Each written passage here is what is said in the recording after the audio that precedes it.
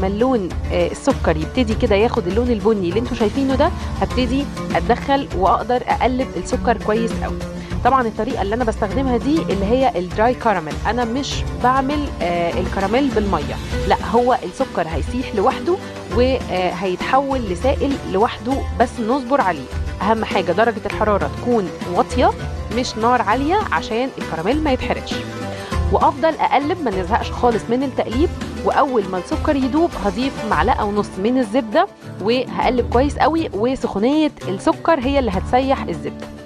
نيجي بقى للخطوه المهمه قوي وهي اضافه الحليب.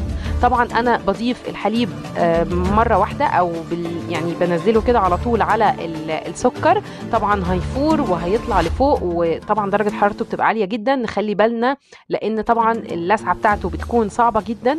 فانا ضفته كده زي ما شفتوا على 3 مراحل، وايديا